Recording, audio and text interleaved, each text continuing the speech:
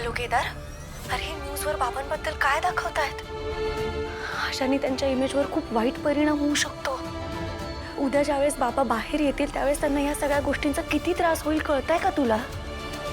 एकतर आपल्याकडे ना कुठल्याही बातमीचा पाठपुरावा न करता समोरच्या माणसाला गुन्हेगार ठरवून टाकतात लोक. आपल्याला त्यांची इमेज सांभाळायला हवी, नाहीतर उद्या ते निर्दोष सिद्ध झाले ना तरी खांडेकरांना या सगळ्या गोष्टींचा पुढे खूप त्रास होऊ शकतो. पण त्यासाठी कोर्टात पुरावे सादर करावे लागतील. एवढा वेळ का लागतोय? कुठे आहेत ते? हो, आपली टीम त्याच्यावर काम करते, पोचतीलच ते. त्याचा वापर करून MNN वर आपण आपली बाजू मांडू शकतो. म्हणजे दयानंद खांडेकरांची बाजू मांडू शकतो.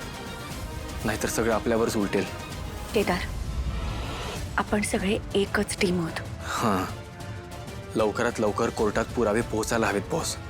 पोचतील.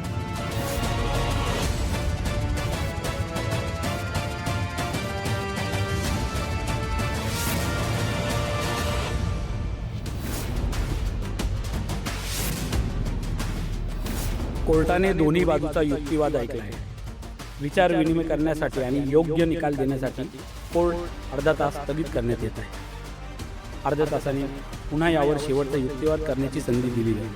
त्यानंतर कोर्ट आपला निर्णय सांगेल.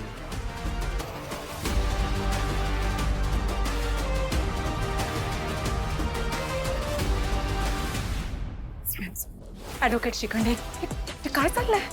मॅडम, मी तुम्हाला आधीच सांगितलेलं की आपली केस वीक आहे. मी तुम्हाला बेटर ऑप्शन पण देत होतो, पण तुम्हाला ते मान्यच नव्हते.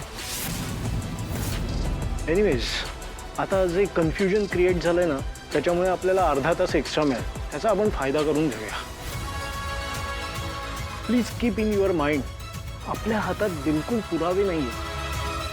अहो, पण पुरावे शोधणं, त्यांना ह्या सगळ्यातनं बाहेर काढणं हे तुमचं काम आहे ना ॲडव्होकेट.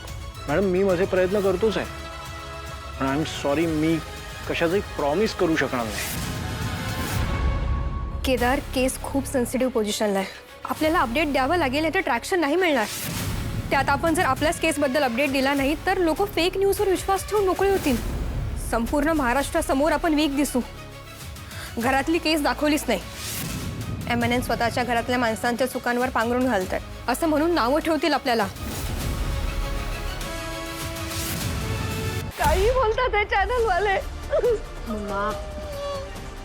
काकू काकू तू शांत हो ना जरा. शांत, ते ऐकू येत नाहीये नीट. आधी नीट ऐकूया. हा, घाबरू नकोस तू. शांत शांत.